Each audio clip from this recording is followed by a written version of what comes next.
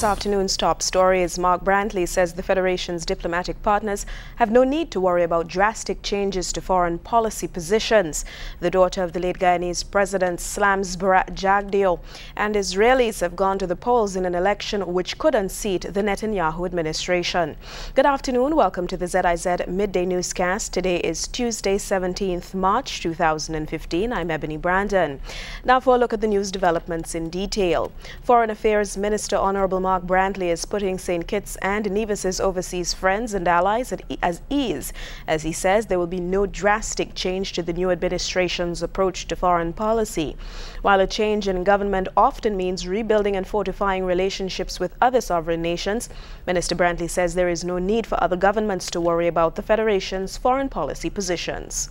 The government might have changed, yes, but in reality, even in opposition, our foreign policy positions were very similar to the then government. There weren't many sort of huge ideological differences, and so in the main we have and will continue to engage and expand indeed on some of those relationships. A series of workshops on the Caribbean single market and economy continued today, with sessions focusing on media workers. Media practitioners based in St. Kitts and Nevis were invited to review and rethink the reporting of regional integration, including the CARICOM single market and economy. The two-day workshop consists of an update on the CSME, a call to go beyond the media release, activities that stir creative and analytical thinking, and a review of the role of social media and personal branding. According to a statement, there is also a call to action on the part of both the media and the CSME process partners to promote CSME-related information to the benefit of the general public. The workshop is taking place at the St. Kitts Marriott Resort and is organized by the CARICOM Secretariat. In news from across the region, daughter of former Presidents Chedi and Janet Jagan, Nadira Jagan Branseer, has heavily criticized former President Bharat Jagdeo for comparing his lifestyle with that of the Jagans. What's more, she's disappointed that no one in the People's Progressive Party leadership has come to the defense of her parents. On Monday, when PPP General Secretary Clement Rohi was asked, he preferred not to comment.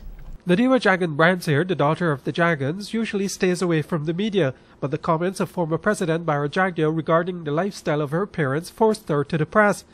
Among Dr. Chedi Jagan's most glorified TV interviews is one in which he spoke of wanting to run a lean and clean government just after he was elected in 1992. We cannot have Cadillac style or what they call Rolls-Royce style of living with donkey cart economies. 2 Mondays ago, former President Bharat Jagdeo, who has a seaside mansion on the East Coast and collects a hefty pension plus a host of uncapped benefits, was asked if Dr. Jagan would have been happy with the lifestyle of Jagdeo himself and other PPP officials. This was his response. That Chedi Jagan wanted us to ride motorcycles all our lives. Let me tell you something.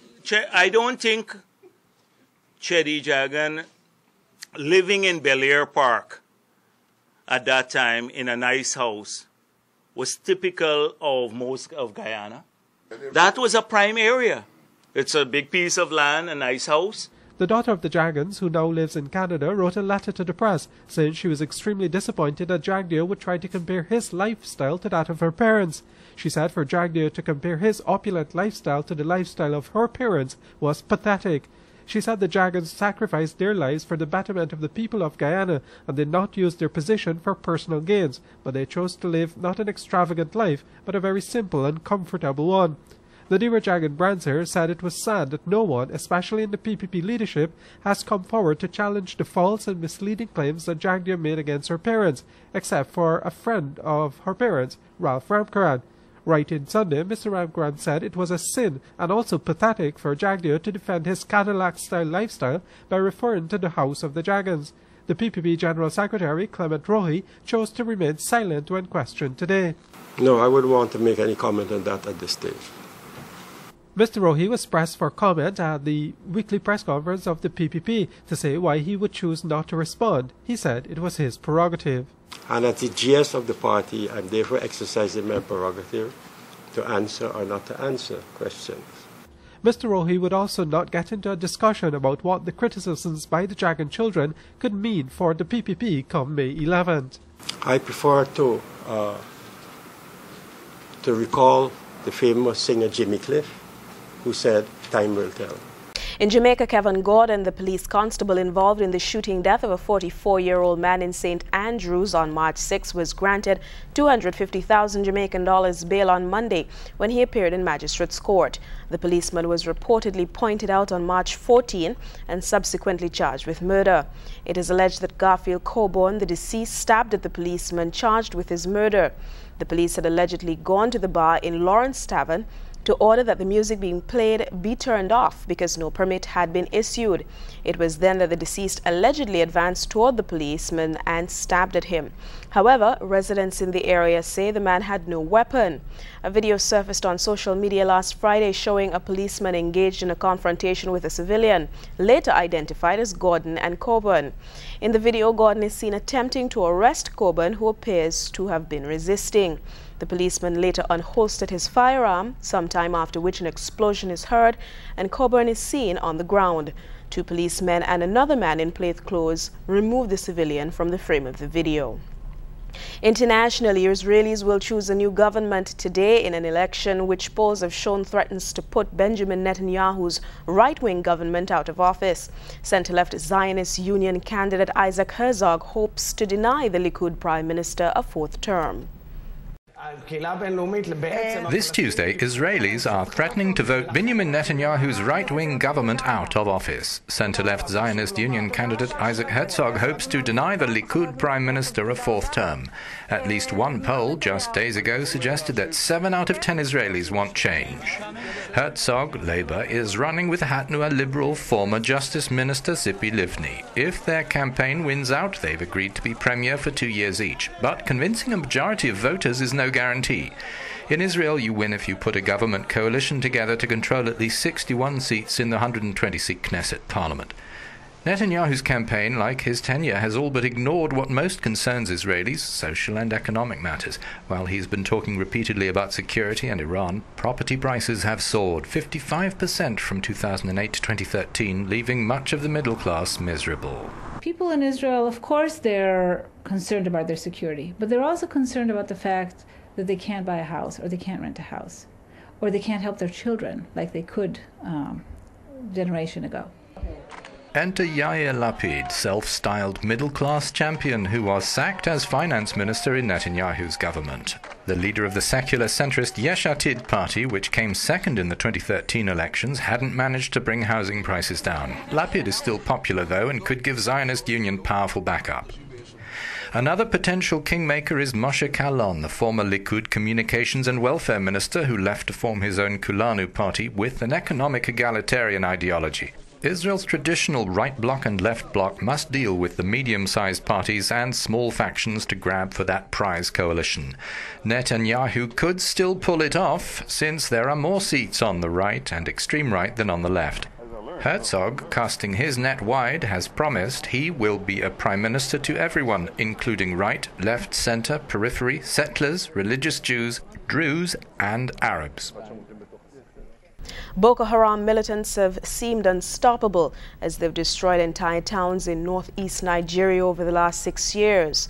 Now that military forces from Nigeria, Cameroon, Chad and Niger have taken back towns lost to Boko Haram, the BBC's Tomi Olidapo has gained rear access to the region.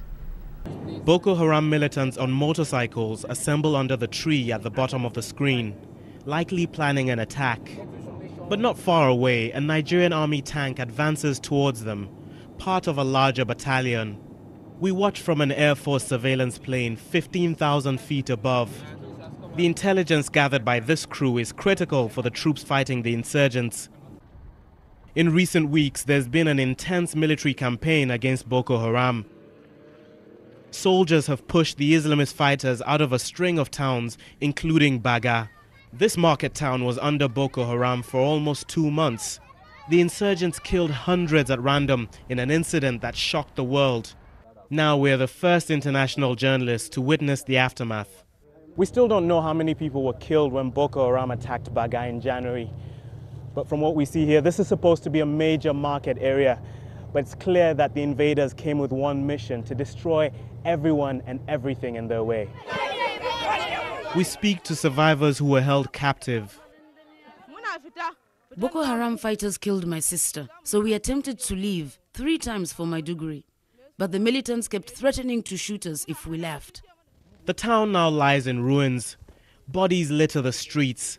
Chilling remains from the bloodbath. The army take us to town after town, each bearing the charred signs that Boko Haram was here. Residents fled the violence. In Michika, barely a building was spared. It's difficult to even imagine what would have been going on here. This is a church, the pulpit right here, and the pews where the congregation would have been sitting, all devastated, all burned. After 6 years of failing to stop Boko Haram, Nigerian forces are now on the offensive. Neighboring countries have also joined the fight. And with the recent successes, morale is high among the soldiers on the front line. The insurgency seems to be on the back foot. But Boko Haram is a determined enemy, so this war is far from won. Tomi Oladipo, BBC News, Northeast Nigeria. In the weather forecast for St. Kitts and Nevis, conditions will be partly cloudy to cloudy with a high chance of showers. Tonight and overnight, skies will be cloudy with a high chance of some more showers. 1 or 2 heavy downpours are possible overnight.